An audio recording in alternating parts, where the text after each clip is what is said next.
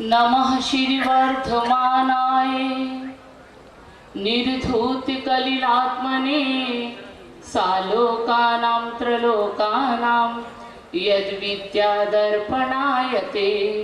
बोलो देवादिदेव महावीर भगवान की, चारित चक्रवर्ती आचार्य श्री शांति सागर जी महाराज की, चारित चूड़ामणि आचार्य श्री वीर सागर जी महाराज की, आचार्य वर्धमान सागर जी महाराज की, यम सलेखना धारणी इंदुवती माता जी की, पूज्या सुपार्श्वमती माँ गणनी सुवंद्या, मायादिमान रहिता कुशला सुधीरा, स्वाध्याय ध्यान तप त्याग महान रता, तुभ्यं नमोस्तु गुरुमाते नमोस्तु तुभ्यं, तुभ्यं नमोस्तु गुरुमाते नमोस्तु तुभ्यं, तुभ्यं नमोस्तु गुरुमाते नमोस्तु तुभ्यं।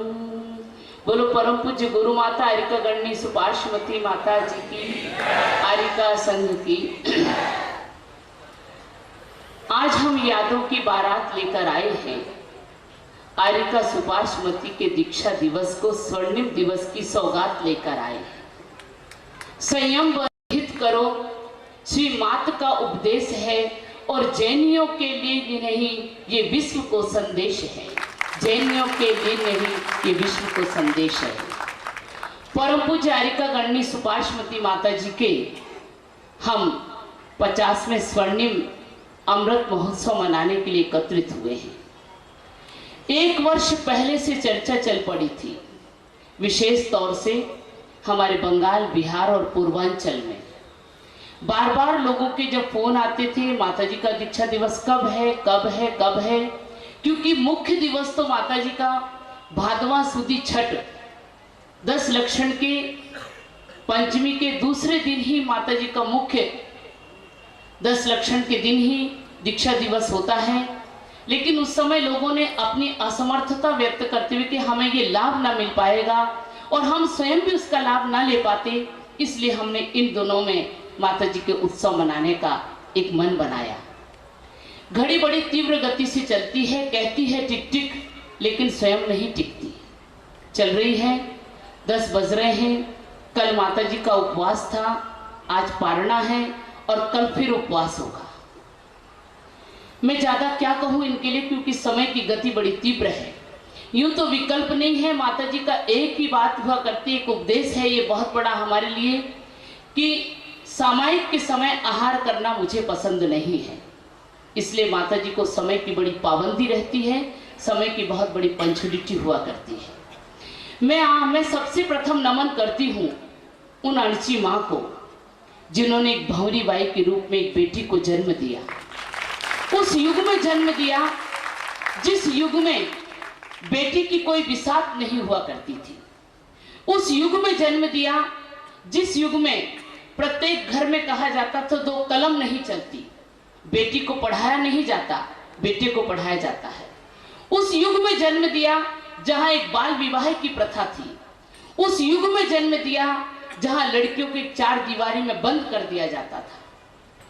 उस युग में उन्होंने एक भंवरी देवी को जन्म दिया और जन्म के 12 वर्ष के पश्चात विवाह कर दिया। विवाह की घड़ियां आ गई, विवाह हो चुका, मेहंदी का रंग भी ना मिट पाया और वैधव्य के एक अभिशाप से अभिशप्त हो गई। पिता ने जब देखा ये क्या हुआ, ये कैसी विधि की विडंबना। 2 दिन पहले तो पिता जिसके हाथ देखकर अपनी पत्नी से कहते हैं कि इसके चरणों में सोना नरेश नमस्कार करेगा, और आज जो एक वैधव्य के सफेद परिधान में बैठ रही है, इसे सोना नरेश आएगा किसके पास। लेकिन बड़ी विचित्रता थी विधि की विडंबना। पति के स्वर्गवास के साथ ही माता का वियोग भी हो गया। पिता ने संस्कार दिए। पिता के संस्कारों से जब ये बड़ी हुई, पिता ने क्या संस्कार दिए? ये नहीं दिए कि बेटी रंगीन कपड़ों को पहन कर रखना, ये नहीं दिए कि तेरे पास जितना सोना है कहना उसे संजो कर रखना।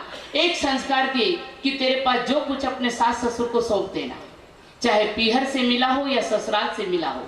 ये मत सोचना कि पिता या भाई रक्षा करने वाले हैं, रक्षा करने वाला है हमारा भाग्य और कोई दूसरा रक्षक नहीं होगा। ऐसे संस्कारों से पली, जिस पिता ने स्वयं कहा कि तू सफेद वस्त्रों को धारण कर, ऐसा कोई आदर्श पिता आज के जमाने में हो सकता है जो अपनी बेटी को कहे कि तू सफेद वस्त्रों में आ जा। वहां जब सासू सुनती है तो क्या कहती है कि पिता हर्षित हो रहा है, बेटी विधवा होगी इसलिए सफेद कपड़े पहना रहा है। लेकिन मैं ये कहूं कि वो पिता बड़ा भाग्यवान था जिसने इन्हें प्रेरणा दी। और फिर आचार्य वीर सागर महाराज आर्यका इंदुमती माता जी के चरणों में हम बारंबार नमन करेंगे, जिन्होंने एक अनगढ़ पत्थर को गढ़कर एक मूर्त बना दी। और एक मूर्त जो आज हमारे सामने बैठी है, जिसके लिए इतिहास के कितने पन्ने नए रचे गए हैं और जिसके लिए कितने इतिहास के पन्ने पुराने मिटकर फेंक दिए गए और जिसके लिए एक नए पन्नों का निर्माण किया जाएगा, ऐसी एक मूर्त को गढ़ा। वो एक नींव के पत्थर थी आर्यका इंदुमती माता जी, जिनकी समाधि में आर्यका सुपार्श्वती माता जी ने अपने तन मन को निछावर किया और जिनके चरणों में बैठ बैठ कर रात्रि जागरण करके जिनकी सेवा की और यम संलेखना का एक दौर चलाया। आचार्य शांति सागर महाराज के पश्चात यम संलेखना का कार्य प्राय ब्लीन जैसा हो गया था, लेकिन आर्यका इंदुमती माता जी ने एक मिसाल रखी, सुपार्श्वती माता जी ने उस श्रृंखला का एक दौर चलाया और आज हमारे भारतवर्ष में प्रत्येक दिगंबर जैन साधु साध्वी यम संलेखना के लिए तैयार खड़े हैं, जिन्हें भय नहीं लगता कि मृत्यु से डरते। आचार्य वीर सागर जी महाराज ने भंवरी देवी को इसी जयपुर की गुलाबी नगरी में कैसे परखा, कैसे जाना, कैसे निरखा, ये मैं तो नहीं थी उस समय। अगर मैं होती तो उनकी आंखों को देख सकती, अगर मैं होती तो उनके हृदय को नाप सकती, अगर मैं होती तो उनके उस प्यार भरे आंचल को अपने आंखों से देखती कि जिन्होंने किस नजरिए से देखकर भंवरी देवी को एक आर्यका दीक्षा प्रदान की थी। जयपुर नगरी की वही गुलाबी नगरी है। कितना बड़ा सौभाग्य है कि आर्यका का पद मिला बासपूज भगवान के खान्या में, बासपूज भगवान के चरणों में। और आज हमें 50वें दीक्षा दिवस स्वर्णिम जयंती मनाने का अवसर मिला है। पुनः नेमिनाथ भगवान जयपुर के नेमिनाथ के चरणों में एक संयोग की बात है। बहुत बड़ी एक जयपुर नगरी में विजय है, जय है, और यही जय का एक नारा शायद इस नगरी से और आगे बढ़ने वाला है। इसलिए ये 50वां स्वर्णिम दीक्षा महोत्सव हमें यहाँ मनाने के लिए मिला है। जब 12 वर्ष की बालिका विधवा हो गई, एक अक्षर भी, जिन्हें एक अक्षर ज्ञान तो कहते हम था, लेकिन जिन्होंने पाठशाला में जाकर कोई अध्ययन नहीं किया, जिन्होंने क ख ग किताबें नहीं पढ़ी, लेकिन हमें जब बड़ा आश्चर्य होता है कि जब माता जी ने दीक्षा ली और दीक्षा लेने के बाद अपने गुरु चरणों में बैठकर जब इन्होंने अध्ययन प्रारंभ किया, ऐसा क्षोभसम प्रबल हुआ कि जैसे थोड़े से पानी की बूंदें गिरती हैं तो छोटे छोटे गड्ढे भर जाया करते हैं, उसी प्रकार जैसे जैसे गुरु की अमृत रूपी वाणी का पानी गिरता था और इनका हृदय रूपी गड्ढा उस ज्ञान के क्षोभसम से भरता चला गया। और ऐसी ज्ञान के क्षोभसम से प्राप्त होने वाली एक विदुषी आर्यका बन गई। जब आचार्य वीर सागर जी महाराज ने दीक्षा दी और नाम रखा सुपार्श्वती। सुपार्श्वती नाम क्यों रखा? क्योंकि भादवा सुदी छठ को भगवान सुपार्श्वनाथ का गर्भ कल्याणक था और सुपार्श्वनाथ के गर्भ कल्याणक के कारण आर्यका सुपार्श्वती एक नाम रखा, जो एक स्वर्ण अक्षरों में लिखने वाला नाम बन गया। वहीं पर विराजे थे हमारे आचार्य महाविकीर्ति महाराज। जब आचार्य वीर सागर जी महाराज ने सुपार्श्वती नाम रखा, महाविकीर्ति महाराज ज्योतिष के बड़े ज्ञाता थे, तत्काल कुंडली बनाकर कह दिया कुंभ राशि वाली ये मेरी शिष्या है। उनके ये शब्द निकले कि जिस प्रकार अगस्त ऋषि ने समुद्र का मंथन करके एक अमृत निकाला था और जन जन को बांटा था, उसी प्रकार ये कुंभ राशि वाली मेरी शिष्या श्रुत रूपी सागर से मंथन करेगी, श्रुत सागर का, और श्रुत सागर से मंथन करके जो अमृत निकालकर जन जन को बांटेगी वह एक अमर कहानी के रूप में आएगा। और आज हम देख रहे हैं कि माता जी के जीवन काल में, इनके 50 वर्षों के जीवन काल में कम से कम 60 से 65 ग्रंथों की, कुछ ग्रंथों की मौलिक रचनाएं की, कुछ ग्रंथों की टीकाएं की, कुछ ग्रंथों का संपादन किया। ये बहुत बड़ी उपलब्धि मिली। एक बिना अक्षर पढ़ी हुई बालिका इतने बड़े ग्रंथों का ट्रांसलेशन करके हमें दे दे, संस्कृत से हिंदी बना दे, हिंदी से संस्कृत बना दे, ये सबसे बड़ी उपलब्धि मानी जाएगी। इनकी अपनी साधना की, इनके अपने परिणामों की विशुद्धि की, इनके अपने संक्लेश परिणामों की हानि की। अगर संक्लेश परिणाम होते हैं तो उपलब्धि नहीं होती। अगर शांति नहीं मिलती आत्मा में तो साधना ज्ञान की नहीं होती। ये ज्ञान की साधना की वह एक कड़ी थी जो आज हमारे 50 वर्षों से इन 4 दिनों में उन 50 ग्रंथों का विमोचन भी किया जा सकेगा। हमारे पास समय बहुत कम है।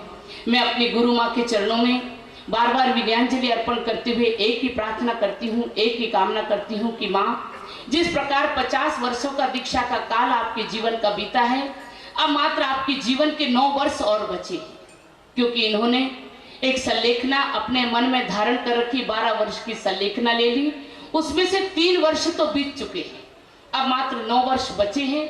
इन 9 वर्ष के जीवन काल में जैसा सुखद और समता और साधना से युक्त आपका जीवन बीता है, मैं यही चाहूंगी कि 9 वर्ष के जीवन काल में निर्विकल्पता से युक्त आपका जीवन बीते और जैसी सुखद साधना निर्विकल्प रूप से आपकी बीती है, उससे भी चौगुनी बहुगुनी सुखद साधना आपके जीवन में प्राप्त हो। इसी भावना के साथ गुरु की महिमा वर्णी न जाए, गुरु गोविंदा से बढ़कर है, गुरु की सेवा में निज जीवन अर्पण हो पाया अवसर है। अवलंबन तेरा पूज्य मात, मेरा जीवन आधार बना, तेरे आंचल की छाया में पथ का पत्थर आकार बना। अवलंबन तेरा पूज्य मात, मेरा जीवन आधार बना, तेरे आंचल की छाया में पथ का पत्थर आकार बना। तेरी अमृत वाणी मेरे इस अंतर मन को सुख कर है, गुरु की सेवा में निज जीवन अर्पण हो पाया अवसर है। अवलंबन तेरा पूज्य मात, अर्पण हो पाया अवसर है। देखिए, हम माता जी की स्वर्णिम दीक्षा महोत्सव पर क्या समर्पित कर सकते हैं। उपहार देने के लिए हमारे पास कुछ नहीं, लेकिन हमने सबसे बड़ा उपहार एक तो जन सेवा में, जो माता जी की दीक्षा महोत्सव मनाने की तिथि निश्चित होने के साथ हमने जो एक समाज सेवा का कार्य शुरू किया, जिसे संबल, जिसे कि जो हमारे विकलांग लोग हैं उन्हें पैर देकर उन्हें चलने के लिए, दौड़ने के लिए, व्यापार और आजीविका को निभाने के लिए जो चरण दिए हैं, ये माता जी के आशीर्वाद का प्रतिफल है। दूसरा, एक कंक्रीट काम जो हुआ है, हमारे एशिया की मानसरोवर कॉलोनी सबसे बड़ी कॉलोनी है, जिसमें कि हमारे अशोक जी जैन साहब जो हैं, उन्होंने जिस भूमि को प्रदान करवाया, बहुत ही नगण्य राशि में जिसे दिया, और वह भूमि एकमात्र छात्रावास के लिए दी गई थी। मानसरोवर कॉलोनी के कुछ लोग मेरे पास आए और कहने लगे, हमने सुना आपको कुछ करना है। मैंने कहा हाँ, करना तो है, ये जमीन हमें छात्रावास के लिए दी गई है और आप छात्रावास चाहते हैं। तो मैंने कहा बहुत अच्छी बात है। 1 महीने तक कुछ औपचारिकताएं हुई और कुछ दिनों के बाद हमने परम पूज्य आर्यिका गणनी सुपार्श्वती बालिका छात्रावास के नाम से उस छात्रावास का शिलान्यास कर दिया। कुछ कार्य प्रगति पर हो चुका है, शाम के समय उसकी कुछ फोटोएं आएंगी जिसे आप देखेंगे, और यही प्रगति कार्य चलता रहे।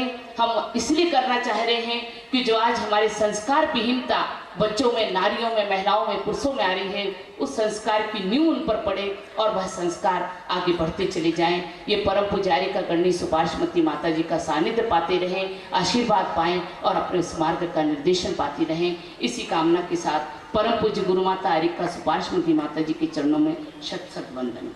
बोलो परम पूज्य गुरु माता आर्यिका गणनी सुपार्श्वती।